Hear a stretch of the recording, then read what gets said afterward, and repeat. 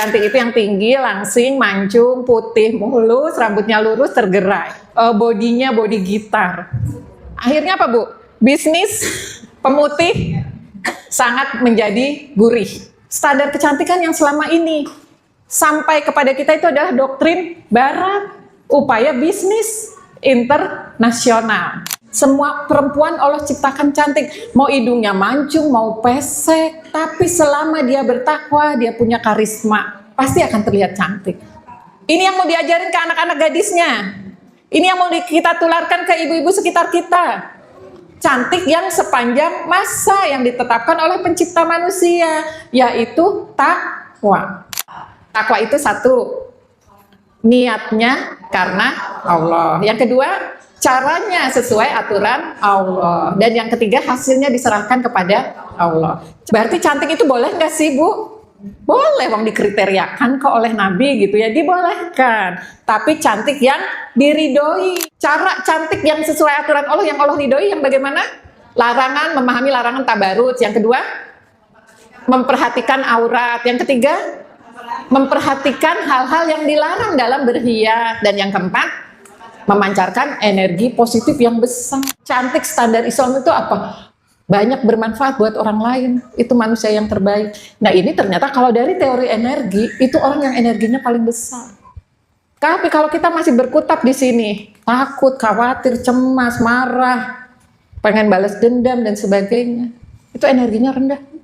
Gak bakal cantik yang kayak begitu.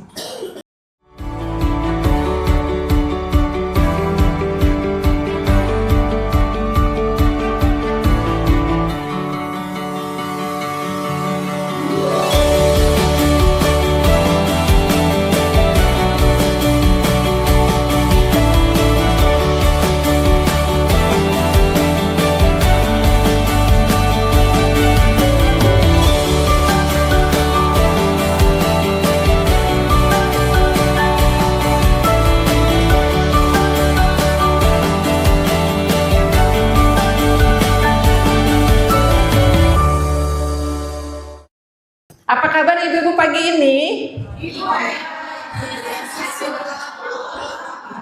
Alhamdulillah, kayaknya semua sudah hafal ya. Kita selalu afirmasi diri kita bahwa kita ini adalah ibu-ibu yang hebat, yang akan menghasilkan generasi yang kuat. Tadi Bu Evri sudah menyampaikan, kita semua emang ada di sini. Ada nggak Bu di sini yang nggak pengen cantik? Karena ini ibu-ibu semua ya. Semua perempuan pasti ingin cantik. Nggak ada, saya emang nggak mau cantik, biasa-biasa aja. Nggak ada Bu, dalam hatinya pasti semua orang pengen terlihat cantik. Ya, kenapa perempuan semua pengen terlihat cantik Bu? Fitrahnya perempuan. Perempuan pengen terlihat cantik, laki-laki pengen terlihat gagah, ganteng. Kalau kebalik, itu nggak sesuai dengan fitrah, penyimpangan. Kalau laki-laki pengen kelihatan cantik, perempuan pengen kelihatan gagah, itu penyimpangan. Ya, semua perempuan pengen kelihatan cantik karena apa? Karena Allah beri naluri pada kita. Naluri apa? Naluri untuk menjaga eksistensi diri yang kita kenal dengan gorizah bako, atau di masyarakat umum dibilang ego. Punya ego, pengen diakui eksistensi dirinya. Nah, bentuk eksistensi diri wanita ini adalah salah satunya cantik. Itu wajar, maka kita pengen cantik. Cuma, nah seperti judul di atas, cantik tuh ternyata ada yang diridhoi, ada yang tidak. Semua orang ingin cantik, tapi ada yang diridhoi, ada yang tidak. Gitu. Nah, sebelum kita bahas yang diridhoi seperti apa, yang tidak diridhoi seperti apa, kita lihat sekarang nih. Sorry. Sayangnya standar cantik sekarang ini pakai doktrin, kita terkena doktrin barat. Ya Bu, kayak gini nggak standarnya cantik? Cantik itu yang tinggi, langsing, mancung, putih, mulus, rambutnya lurus, tergerai. Jalannya berlenggok-lenggok, bodinya body gitar. Ya nggak Bu? Akhirnya apa Bu? Bisnis pemutih sangat menjadi gurih. Ya nggak? Iya, coba di sini siapa yang nggak pakai skincare? Nggak, deh. Itu hasil, itu doktrin bahwa karena semua tahu, orang-orang yang bisnis ini sangat tahu Bu, yang namanya cantik itu memang ada pada semua wanita dan dikasihlah standar yang namanya cantik itu yang putih, tinggi, langsing. Terus jadi yang nggak putih, nggak tinggi, nggak langsing, nggak ngerasa cantik dong sekarang. Faktanya kayak gitu ya Bu. Kelihatan di mana Bu? Kelihatan di ibu-ibu kalau foto, nggak mau di depan, miring. Ntar kalau ngeliat, aku kelihatan gemuk, ulang-ulang. Korban doktrin Barat tentang kecantikan. Ya nggak, aku nggak kalau foto pada gitu. Kalau kelihatan gemuk pada males. Korban doktrin dari Barat. Padahal itu tujuannya untuk apa? Untuk bisnis. Ya, coba ibu-ibu hidup di zaman dulu, di zaman Mesir kuno. Yang cantik itu yang gimana Bu? Yang gendut, yang bulat gitu, yang kayak saya minder zaman dulu. Cantik itu berubah-ubah sesuai dengan yang standar berubah yang ada di masyarakat, sesuai dengan standar yang sedang mendominasi berlaku. Nah, tapi dunia bisnis itu menyadari bahwa ada juga loh yang kulitnya berwarna. Emang yang kulitnya berwarna nggak cantik, gitu ya. Akhirnya sekarang standarnya berubah Bu, doktrinnya bergeser. Kulit berwarna juga cantik, dibilangnya kulit berwarna eksotis, ya nggak Bu? Iya, ya rambut yang keriting eksotis, menarik, maka bergeser. Standar kecantikan sekarang menjadi sehat. Tapi tetap ini berasal dari doktrin Barat. Tujuannya adalah bisnis, alat kecantikan, alat kesehatan. Ya, make up yang berbagai warna untuk berbagai jenis warna kulit. Beda warna kulit geser. Itu saya suka pusing kalau anak saya pada ngobrol, warna dia apa sih? Aku mah warnanya warna bumi, aku mah warna apa? Kagak mudeng memang. Pakai beli kerudung aja ribet banget tuh anak-anak sekarang. Aku kan panas, jadinya nggak cocok. Ya Allah, saya lihat kamu pakai pantas deh. Umi ini segala macam kerudung Umi pakai, merasa Umi pantas-pantas aja. Karena doktrin itu tidak sampai ke saya. Ya Bu, tentang warna-warna kulit itu nggak nyampe, tapi kalau nyampe bisa jadi juga akan terbawa. Padahal itu adalah korban bisnis. Iya Pak, iya Bu? Iya ya. Nah, Islam sendiri sejak 1300 tahun yang lalu sudah menetapkan standar kecantikan.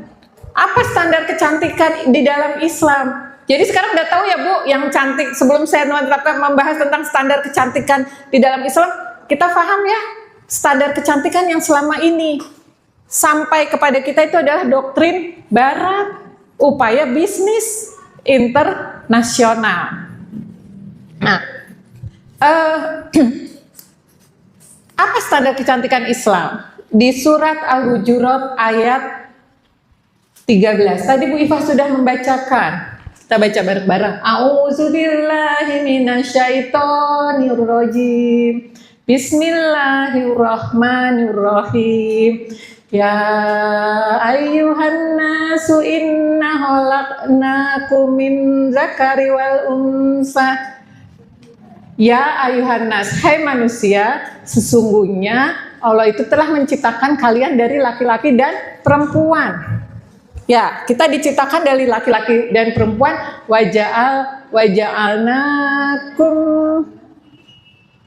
Waja'alnakum syu'ban wa qabaila, dan menjadikan berbangsa-bangsa dan qabail, bersuku-suku untuk apa? Lita'arofu, untuk saling mengenal. Nah, ini Bu standar kecantikannya. Inna akramakum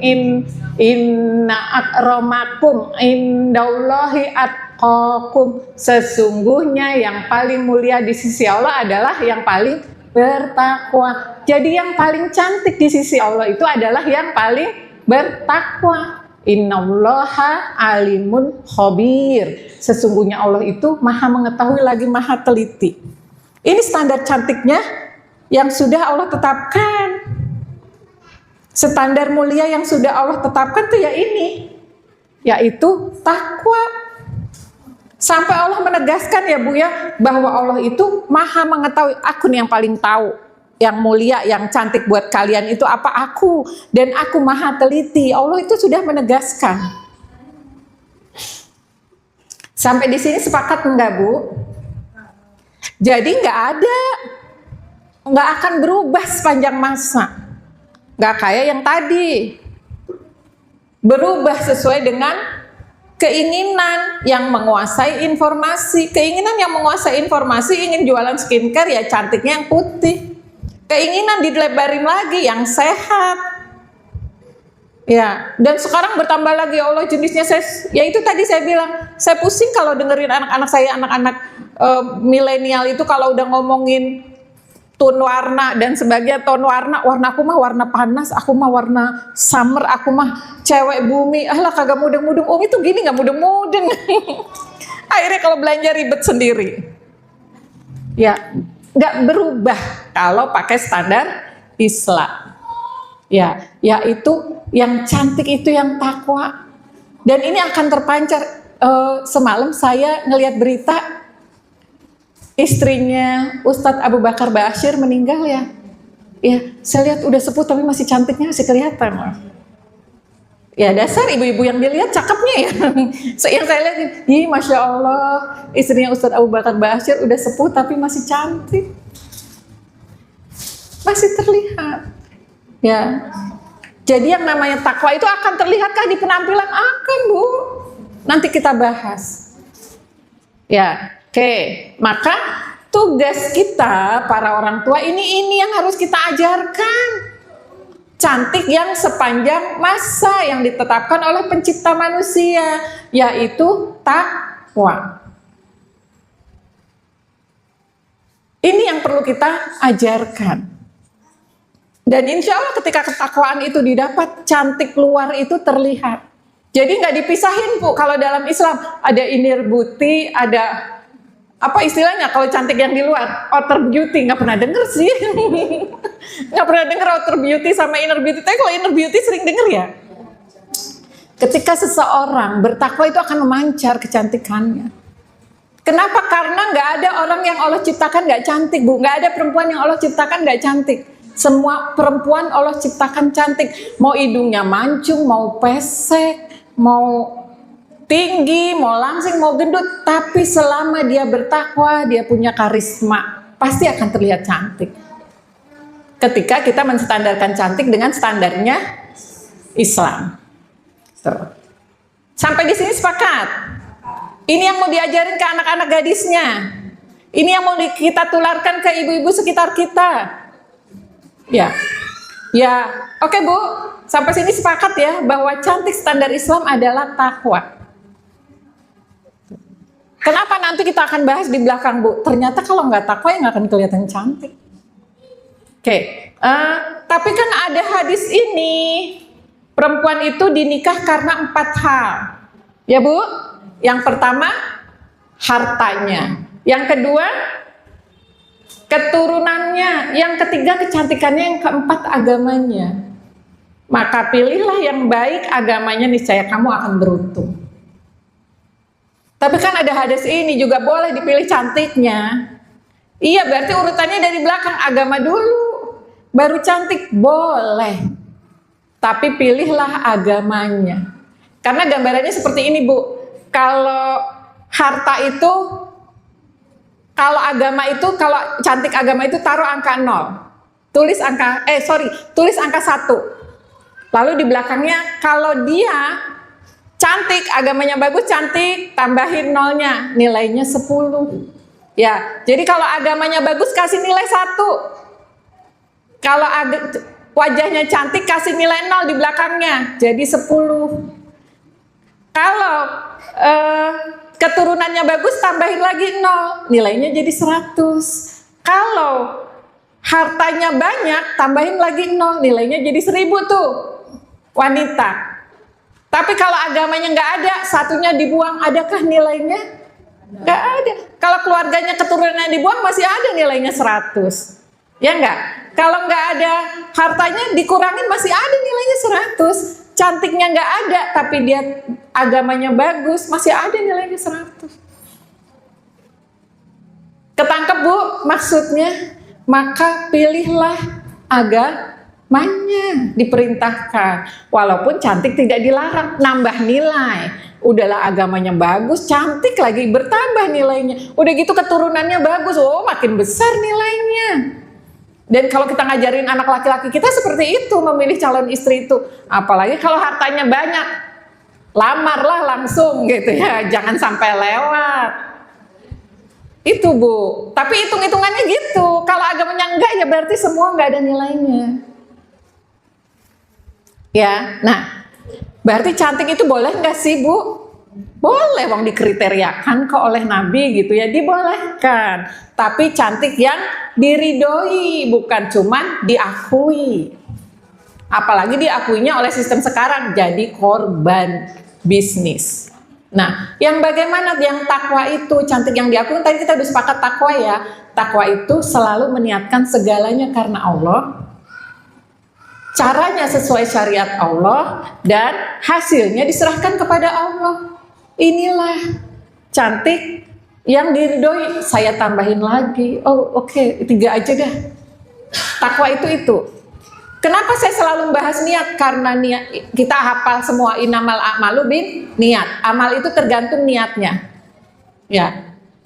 Selalu saya bahas, kenapa selalu dimulai niat? Karena tidak ada nilainya. Gak akan termasuk orang yang bertakwa walaupun caranya benar, kalau niatnya tidak karena Allah. Dan untuk niat ini, saya selalu mengingatkan hadis dari Abu Hurairah. Ibu-ibu ingat, kalau di sini saya akan sering membahas hadis 3 orang yang pertama dihisab dari Abu Hurairah. Ada yang ingat siapa yang pertama? Siapakah orang yang pertama dihisab kelak oleh Allah? Yang pertama adalah orang yang syahid. Kepada orang tersebut Allah tampakkan nikmat-nikmat yang Allah berikan kepadanya. Lalu ditanya, kamu dapat nikmat ini enggak? Ya, iya ya Allah. Dipakai untuk apa nikmat yang aku berikan kepadamu? Aku pakai untuk berjuang di jalanmu, aku berjihad di jalanmu hingga aku mati di jalanmu, semua aku lakukan karena engkau, kata dia. Lalu Allah menyatakan, dusta, kamu bohong, kamu berjihad bukan karena aku, tapi karena supaya dibilang hebat, supaya dikenal orang sebagai pahlawan, dan di dunia kamu sudah mendapatkan itu. Lalu Allah memerintahkan kepada malaikat untuk menghisap lagi dan lalu dilemparkan ke neraka. Maka dia ditarik ke neraka dengan wajah yang diseret menghadap ke bawah. Itu yang pertama. Ada yang ingat yang kedua? Siapakah orang yang kedua yang dihisap? Ini sering saya di sini disampaikan. Orang yang mencari ilmu. Pada orang yang mencari ilmu dan rajin mengajarkan ilmu, Allah tanya, Allah tunjukkan nikmat-nikmat Allah, lalu setelah Allah tunjukkan nikmat-nikmatnya kepada orang tersebut, Allah tanya kepada dia, apakah kamu merasakan nikmat-nikmat itu? Ya. Kamu pakai buat apa nikmat yang aku berikan kepadamu? Aku pakai untuk menuntut ilmu di jalanmu, mendakwahkan supaya orang-orang menjadi soleh, semua aku lakukan karena engkau bohong. Firman Allah. Kamu menuntut ilmu supaya dibilang orang pintar, kamu berbagi supaya dibilang pengemban dakwah atau guru yang hebat. Dan itu sudah kamu dapatkan di dunia, kamu dikenal seperti itu di dunia. Maka diperintahkan kepada malaikat untuk melemparkannya ke dalam neraka, lalu dia diseret ke dalam neraka dengan wajah yang menghadap ke bawah. Yang ketiga adalah orang yang bersedekah, dermawan. Pada orang yang banyak hartanya itu Allah tunjukkan nikmatnya. Lalu ditanya, kamu ngerasain nggak? Merasakan nikmat yang kuberikan ini? Iya. Atas nikmat yang aku berikan kamu pakai buat apa? Aku pakai untuk banyak bersedekah di jalanmu, semua aku lakukan karena engkau, duhai Allah. Dusta. Kamu bersedekah supaya bisa dibilang dermawan, terkenal orang baik, dan kamu sudah mendapatkan gelar itu di dunia. Maka Allah memerintahkan kepada malaikat, lempar dia ke dalam neraka, lalu dia diseret ke dalam neraka dengan wajah yang menghadap ke bawah. Untuk urusan niat saya selalu mengingatkan 3 hadis ini, karena 3 hadis ini juga yang membuat saya harus ingat niat karena Allah, ya Allah karena engkau, jangan karena yang lainnya.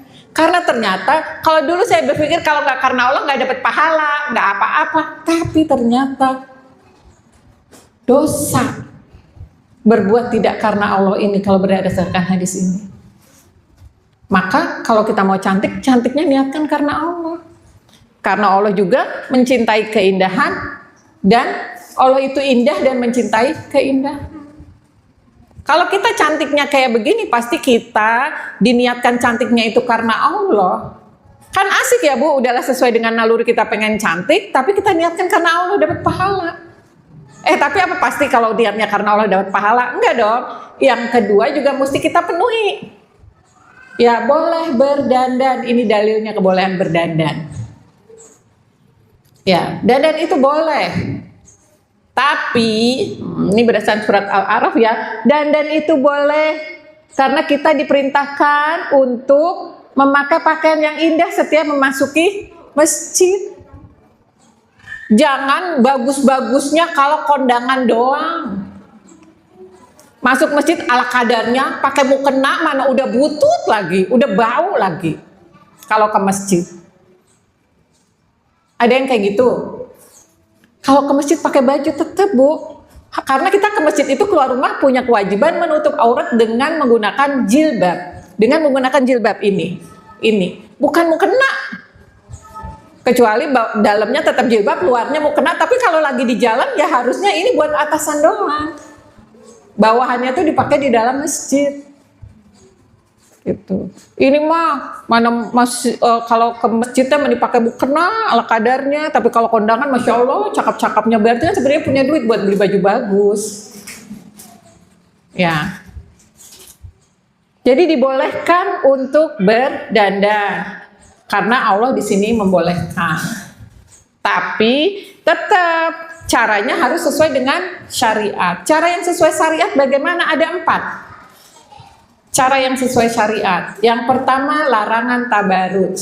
Yang kedua menutup aurat, dan yang ketiga 4 nih ya. Ketiga memperhatikan hal yang dilarang, dan yang keempat memancarkan. Bu, saya bener ini. Perasaan udah dipisah ternyata 4-nya ke bawah, ketiga ya. Berdandan. Nih yang keempat. Memancarkan energi positif. Ya, ini yang sesuai syariat. Kita bahas satu-satu. Jadi cantik boleh, tapi harus sesuai syariat. Tadi niatnya udah karena Allah, caranya sesuai dengan aturan Allah, sesuai dengan syariatnya Allah. Larangan tabarruj yang pertama. Diperintahkan kepada wanita ya, auzubillahi minasyaitonirrajim, wa qarna fi buyutikunna. Kunna itu berarti buat wanita, dan hendaklah kamu tetap di rumahku, wala tabarrojuna, dan janganlah kamu tabarruj. Ya. Tabarruj al-jahiliyatil ula, seperti orang-orang jahiliyah dulu. Tafsirnya Syekh Abdurrahman As-Sa'di rahimahullah itu menafsirkan arti ayat ini adalah janganlah kalian para wanita sering keluar rumah dengan berhias dan memakai wewangian sebagaimana kebiasaan wanita-wanita jahiliyah dulu. Mereka tidak memiliki pengetahuan agama dan iman. Semua ini dalam rangka mencegah keburukan bagi kaum wanita dan sebab-sebabnya. Itu tafsir Imam Syekh Abdurrahman As-Sa'di. Jadi makna disuruh di rumah dan jangan bertabarruj itu artinya apa? Kalaupun harus keluar rumah, jangan berdandan seperti perempuan-perempuan jahiliyah dan memakai wangi-wangian. Ya. Ini yang pertama larangan tabarruj. Tabarruj itu apa sih Bu? Tabarruj itu asal katanya adalah baroza, menara. Ibu kalau menara tuh kelihatan nggak Bu? Nah, tabarruj itu sudah niat. Aku pakai ini supaya kalau aku lewat orang pada ngeliat ke aku. Biar kelihatan tabarruj itu. Itu haram hukumnya. Walaupun menutup aurat, tapi membuat orang menengok kepadanya, itu tabarruj. Ya. Apalagi menutup aurat sih, ini sih, tapi misalnya warnanya oranye dengan niat orang melihat kepadanya. Kecuali tinggal di misalnya daerah Afrika, itu ada Bu di daerah Afrika yang emang bajunya gonjreng-gonjreng. Tapi baju di sana terus dipakai ke Indonesia, lewat orang ngeliatin semua. Ya. Itu tabarruj. Berdandannya menor. Sampai ngalah-ngalahin ondel-ondel. Atau menutup aurat sih, tapi kayak lepet. Tahu lepet, Bu? Ketat sekali. Semuanya terlihat, masih menemukan yang seperti itu. Nah, itu tabarruj, membuat orang melihat. Ya, pakai, saya masih sering ketemu Bu, ibu-ibu pakai kerudung sih, tapi pakai legging. Legging itu harus hati-hati loh Bu, walaupun muat nanti warna kulit bisa terlihat. Celana yang tadinya warnanya hitam jadi bisa kecoklat-coklatan, padahal itu warna kulit. Saya pernah melihat itu. Ya, nggak boleh. Oke, itu yang pertama, larangan tabarruj dalam berdandan nggak boleh. Kemudian yang dilarang juga adalah, bener ya? Bentar Bu, perintah tabarruj saya kelewat nih. Yang kedua adalah memperhatikan masalah aurat. Larangan tabarruj memperhatikan aurat. Ya Bu ya, harus diperhatikan masalah aurat. Dan kalau sudah aurat wanita itu apa ibu-ibu? Wajah dan kedua tangan ini. Kalau telapak gini ya, ini gini.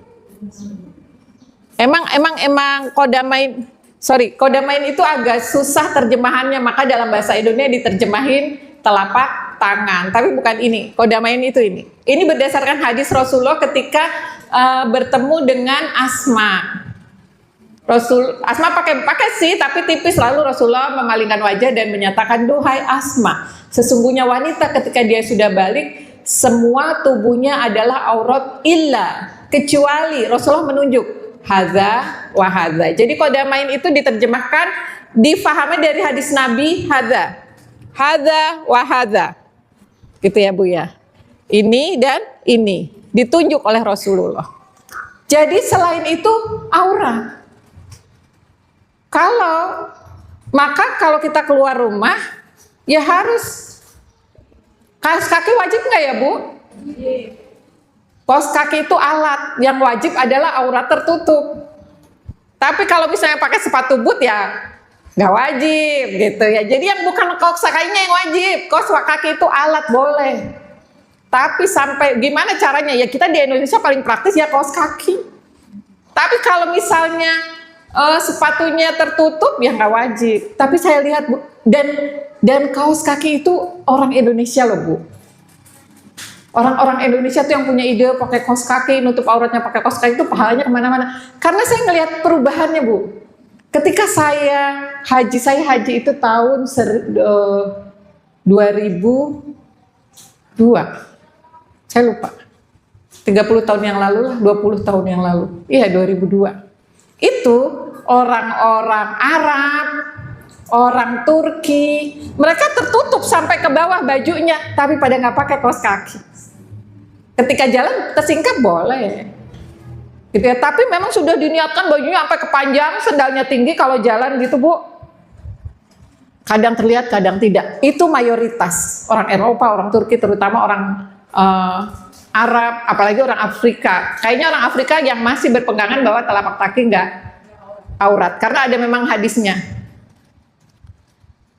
Yang pakai kaos kaki itu orang-orang Indonesia.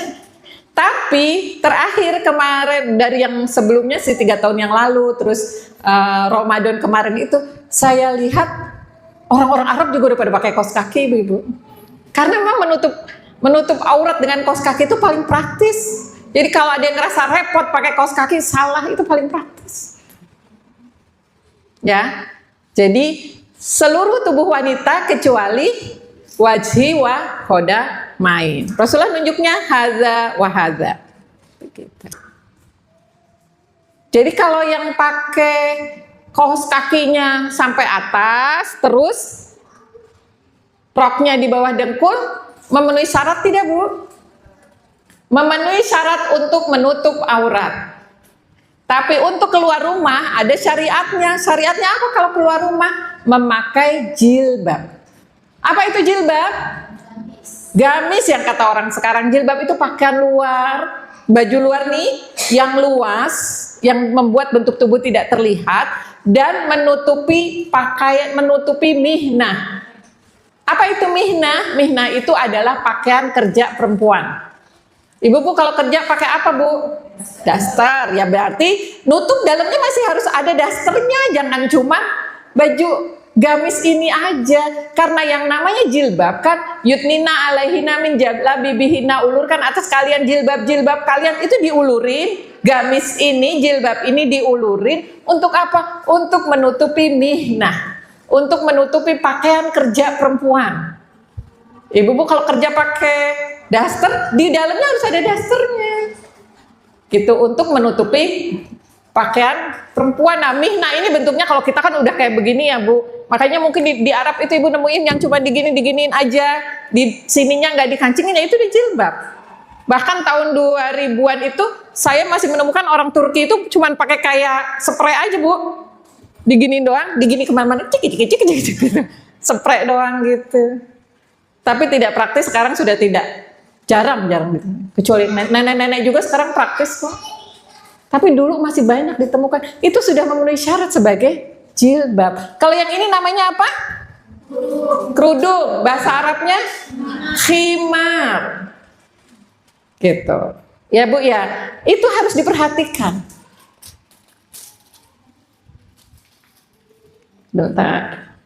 Lanjut ya. Jadi yang pertama apa? Tidak tabarut, yang kedua memperhatikan aurat, kemudian yang ketiga memperhatikan hal-hal yang dilarang dalam berhias. Ini juga perlu kita perhatikan. Apa yang dilarang dalam berhias? Menggunakan bahan-bahan yang tidak halal. Berarti kita harus memperhatikan yang halal. Jadi harus merhatiin Bu, kalau pakai skincare harus diperhatiin halal atau tidak. Nah saya nggak akan membahas di sini, ada ahlinya lah. Ya, kemudian larangan menyambung rambut. Berarti nyambung rambut, terus apalagi nyambung bulu mata. Haram, karena bulu mata itu bagian dari rambut. Ini dalilnya. Nabi SAW bersabda, Allah melaknat penyambung rambut dan orang yang minta disambungkan rambutnya. Ya, nyambung rambut, berarti konde zaman dulu nggak boleh. Apalagi yang nyambung rambut. Ya kalau sekarang emang disambung ya, jadi panjang gitu. Pakai wig. Konde pakai wig itu haram dalam Islam. Bulu mata. Nah, ini masuk yang merubah ciptaan Allah. Nih hadisnya Bu. Rasulullah SAW bersabda, Allah melaknat. Artinya haram ya Bu. Orang yang merubah itu bentuknya apa? Tato. Ya mana? Menato wanita. Sekarang alis ditato kan ada haram. Wanita yang menyambung rambutnya tadi udah pakai rambut palsu, nyukur alis. Ini banyak nih wanita-wanita muslimah. Dan minta dicukur serta wanita yang mengikir giginya untuk kecantikan yang merubah ciptaan Allah. Nah sekarang ada yang lebih parah lagi nih, merubah ciptaan Allah. Apa Bu? Sulam bibir, apalagi operasi plastik, hidungnya dimancungin.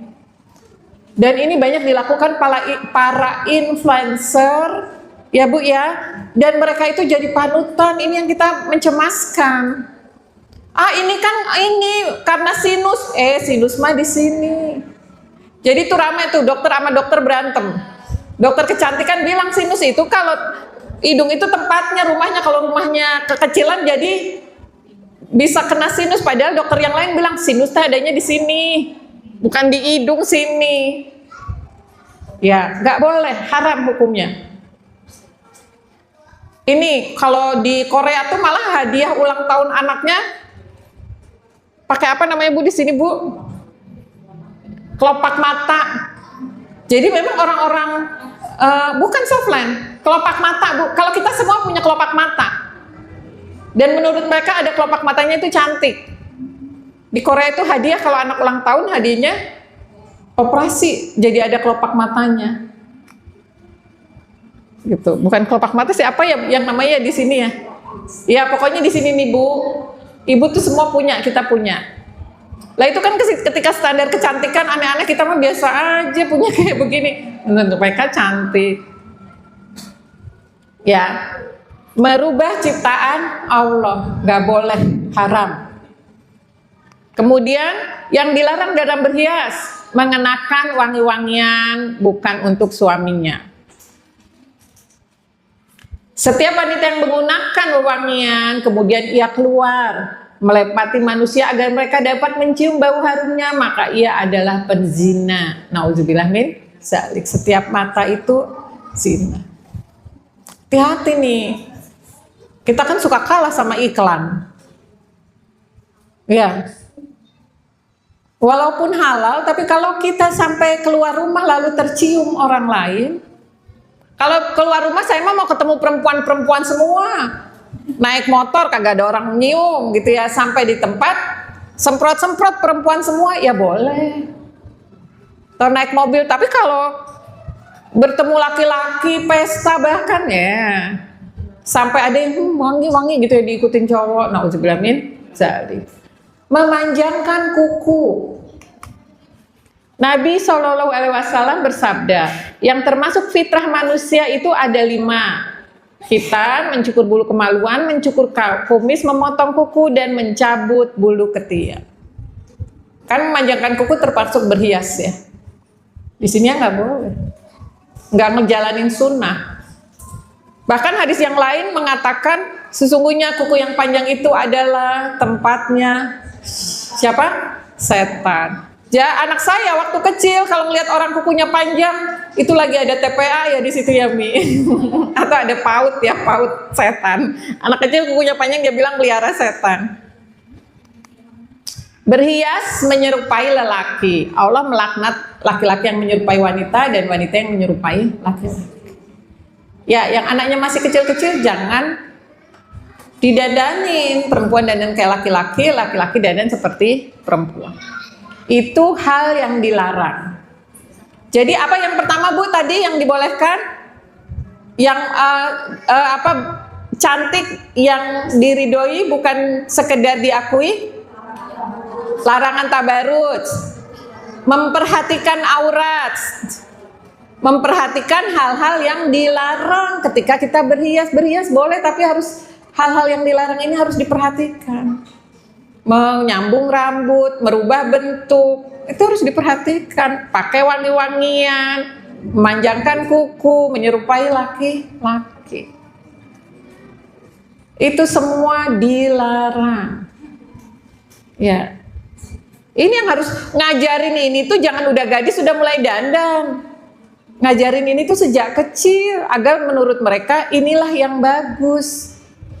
Bukan mereka udah punya standar dari masyarakat kapitalis, dari TikTok, dari IG, lalu kita bilang gini nggak boleh, itu nggak boleh, yang ada berantem. Ya Bu ya, ngajarin ini dari kecil. Bahkan kadang ngajarin dari kecil aja berantem sama TikTok saya. Padahal dari kecil udah diajarin standarnya. Gitu. Tetap aja TikTok lebih mendominasi. Nah, yang selanjutnya adalah memancarkan energi positif. Ini saya ambilkan dari pendapatnya David R. Hawkins. Ya Bu, seorang psikiater juga belajar filosofi sains, ahli matematika dan pendidikan. Dia neliti pakai alat, ada alatnya ya. Ada energi yang buruk, ada energi yang tinggi. Nggak akan cantik Bu kalau kita energinya di sini nih harus dinaikkan. Ya, Ibu pernah ngerasain nggak kalau ketemu orang itu kok setiap ketemu orang itu saya capek banget? Ya, berarti dia energinya rendah. Atau kita sendiri yang energinya rendah. Gitu. Yuk kita evaluasi yuk, kita ada di mana. Oke? Ya, ibu-ibu lihat sendiri. Kalau seseorang yang di level paling rendah 20 nih karakternya ini Bu. Orang yang pemalu. Selalu takut salah, nggak pede, bingung, ruwet sama dirinya sendiri. Nggak tahu harus bagaimana, nggak tahu maunya apa, ini level paling rendah. Nggak tahu mau ngapain. Ada Bu ketemu orang kayak gitu? Ada. Capek nggak ketemu orang kayak gitu? Capek. Karena level dia rendah.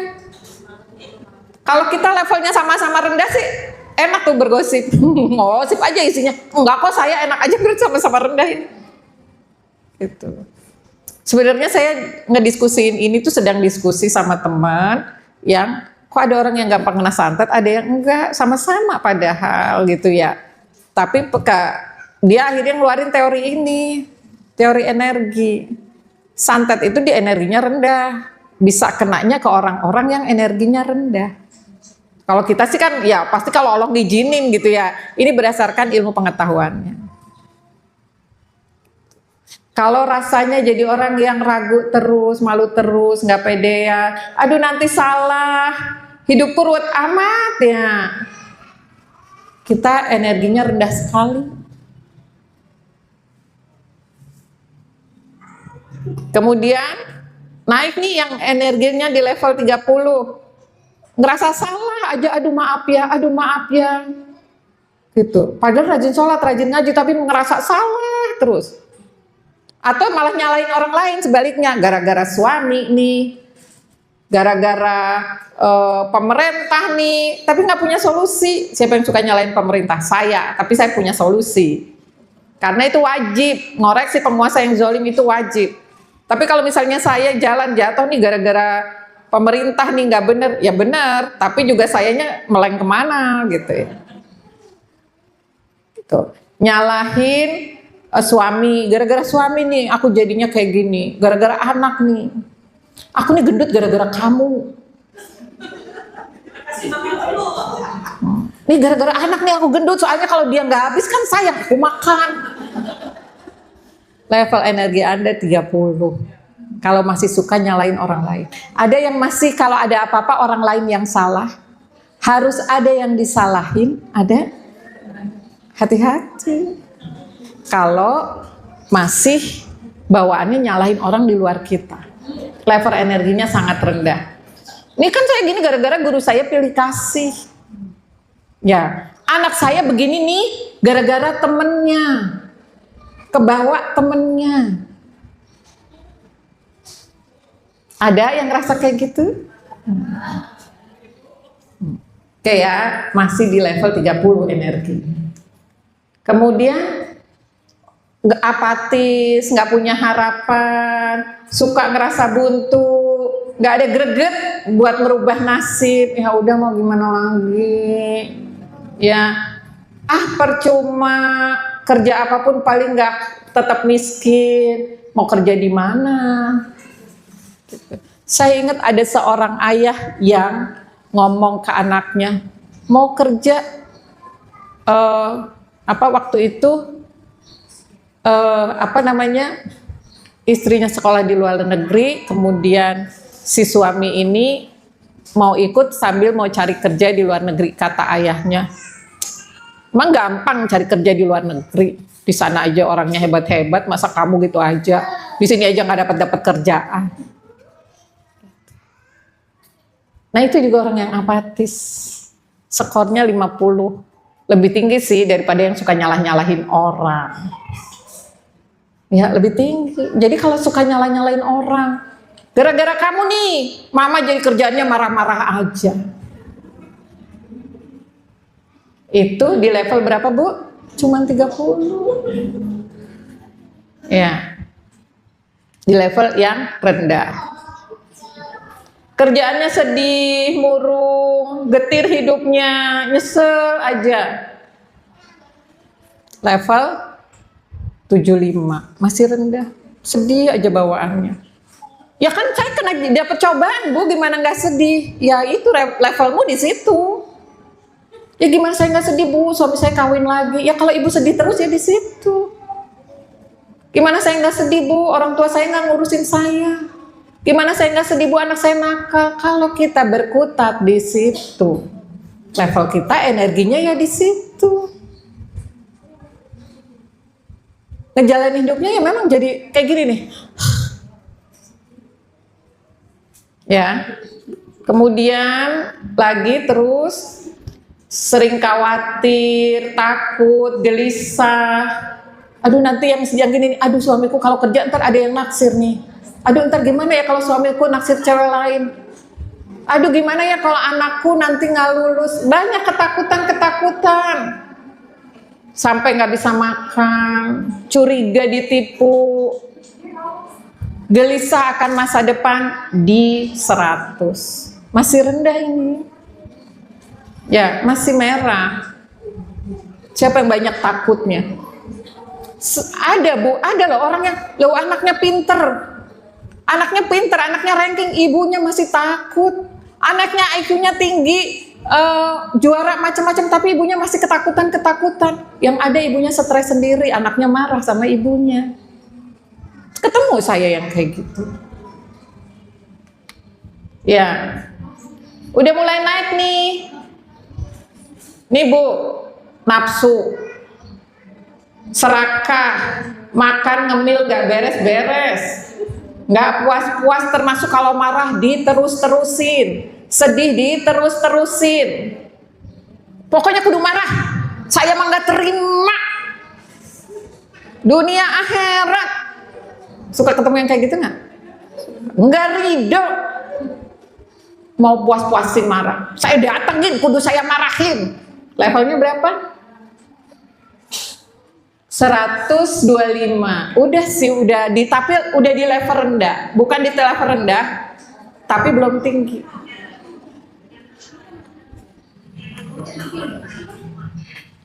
Marah, dendam, benci, agresi, bersikap kasar, suka ngelabrak, suka ngebully. Saya dulu gini nih Bu, nggak boleh, kudu dilabrak. Dia harus tahu kalau saya marah. Enak aja nyakitin saya. Kok dia nyakitin, didiemin.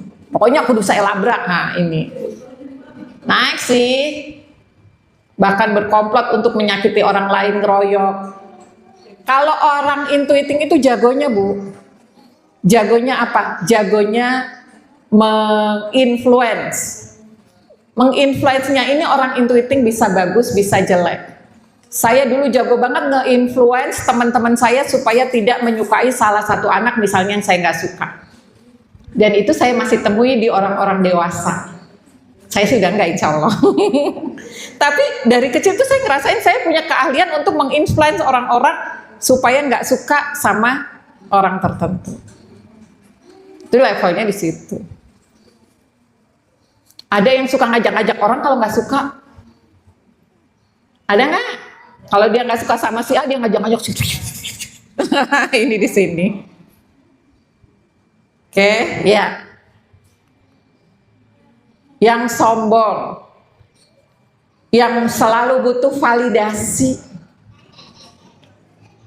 Hati-hati yang bikin konten-konten kalau butuh validasi. Maka niat itu di awal penting banget. Ya. Mengajukan ancaman, pilih dia atau aku. Merasa berhak, merasa lebih tinggi, ini sombong ya. Lebih baik dari orang lain, merendahkan orang lain, ngehina orang lain. Tuh, di 175. Sampai 175 ini masih danger. Kenapa saya sampaikan ini? Ketika kita ada di karakter-karakter tadi, apalagi kalau dominan, ya saya sih kadang iya, kadang enggak, berarti ibu energinya lagi rendah itu. Ya, nah, yuk kita lihat yang mulai nih energinya positif. Orang yang berani, hidupnya berdaya secara individu, masih berdaya secara individu, dan dia asik. Pokoknya dia udah nggak nyeselin dirinya sendiri, udah nggak marah sama orang lain, tapi dan dia puas, udah puas dengan dirinya sendiri. Ini di 200. Ya, ini Bu, netralitas. Ini juga ya naik lagi, energinya menjadi sangat positif, orangnya jadi pede. Di 310 itu orangnya sukses, makanya kita perlu menetapkan standar Islam sukses, Bu. Jangan ibu ngerasa sukses tuh kalau gajinya udah gede, rumahnya bagus, nggak nyampe-nyampe kita. Ya, pertumbuhannya pesat, mampu menghadapi hambatan batin. Orang mau pertumbuhan pesat nggak bisa cara lain kecuali kita cari ilmu. Kalau nggak cari ilmu nggak akan naik-naik nih level energi kita. Orang yang penerimaan, mau melakukan perubahan yang besar, dia sudah mampu melakukan perubahan yang besar dan dia sudah meyakini bahwa dirinya itu bisa jadi sumber perubahan, punya potensi. Ya, 400 orang yang punya alasan untuk dirinya sendiri. Orangnya cerdas, rasional, berpengetahuan dan berpendidikan. Makin naik level emang tetap butuh ilmu ya Bu ya. Makanya yang level bawah tadi biasanya memang yang malas cari ilmu. Yang masih banyaknya ngomel aja, nggak ridho aja dan sebagainya. 500 motivasinya murni. Cinta itu motivasi murni ya, kalau kita motivasi yang murni ya karena Allah. Gitu. Murni dari hati. Kalau orang barat kan dari hati. Suara hati. Kalau kita yang murni itu ya dari Allah. Punya kebahagiaan sejati, punya intuisi. Dia tahu bahagia dia sejati apa. Ibu bahagia sejatinya apa ibu-ibu?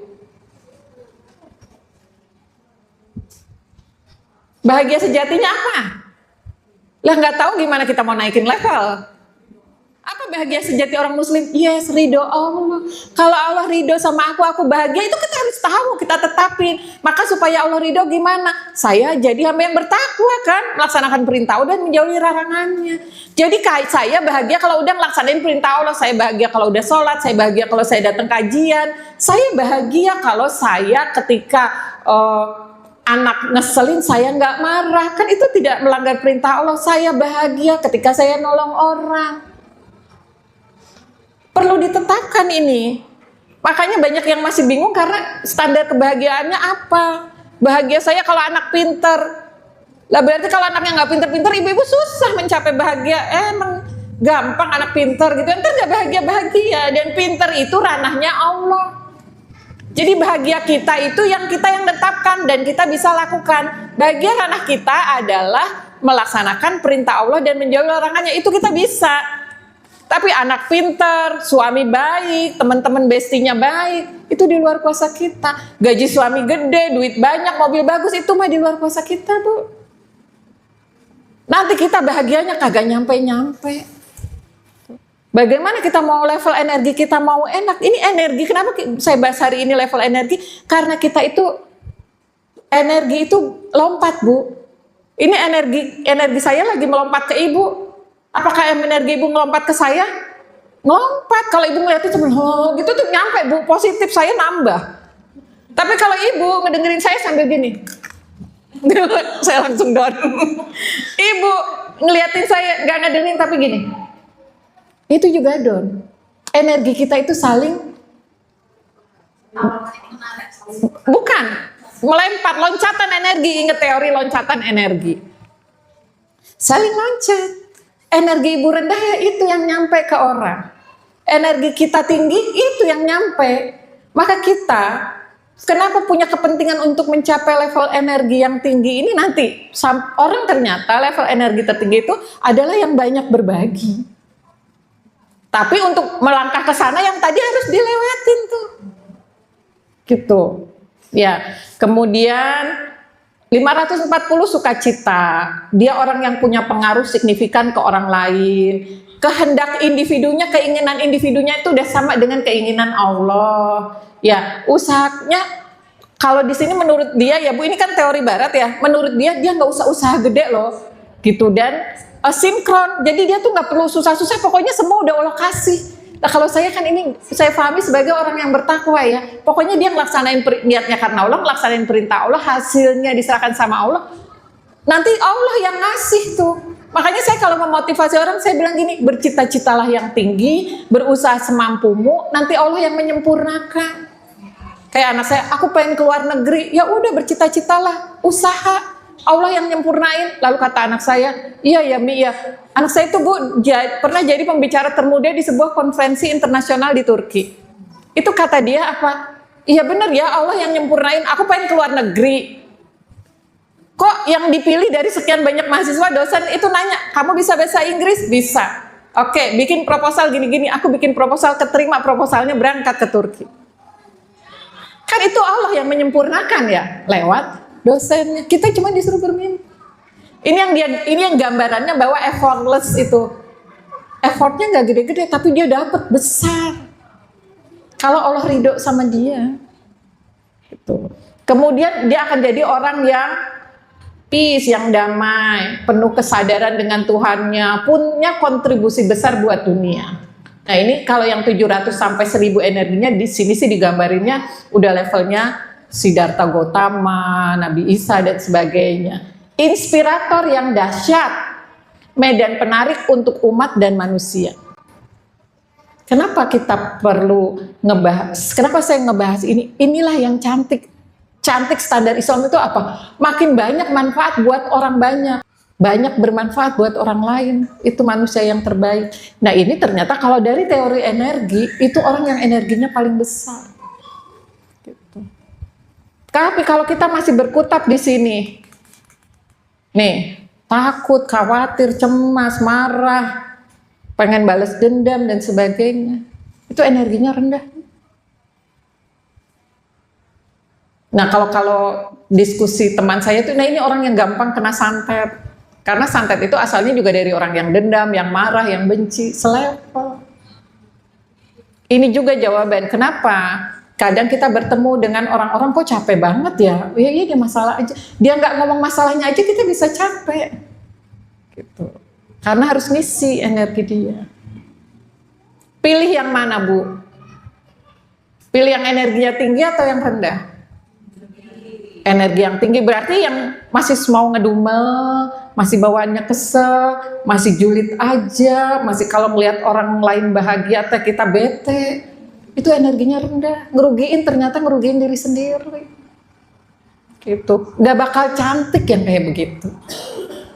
Ya Bu ya. Ternyata yang paling cantik itu ya kalau berdasarkan hadis yang bermanfaat buat orang banyak. Dan kita bisa bermanfaat buat orang banyak kalau rajin cari ilmu. Tadi kan levelnya naik, urusannya keilmuan dulu sebelum berbagi. Gitu. Kalau banyak duit juga bisa berbagi Bu, nggak perlu rajin ngaji. Gimana mau berbagi gitu ya kalau kagak ngaji, yang ada ngekepin sendiri makin banyak duitnya. Itu kan fakta. Makin korup. Gitu. Kita temukan karena tidak menuntut ilmu.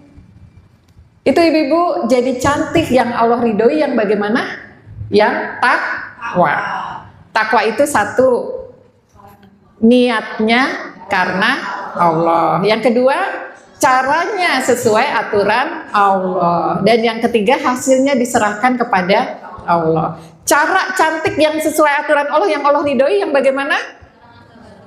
Larangan, memahami larangan tabarut. Yang kedua, memperhatikan aurat. Yang ketiga, memperhatikan hal-hal yang dilarang dalam berhias. Dan yang keempat, memancarkan energi positif yang besar. Ibu pilih yang mana? Yuk besarin energi dengan terus menuntut ilmu. Ternyata caranya kayak begitu. Ngurangin julid di hati ditutup, betean, julid, marah, nyalahin orang lain, dikikis, menuntut ilmu, berbagi. Itu caranya energi kita besar. Itu untuk hari ini saya kembalikan kepada Bu Evi.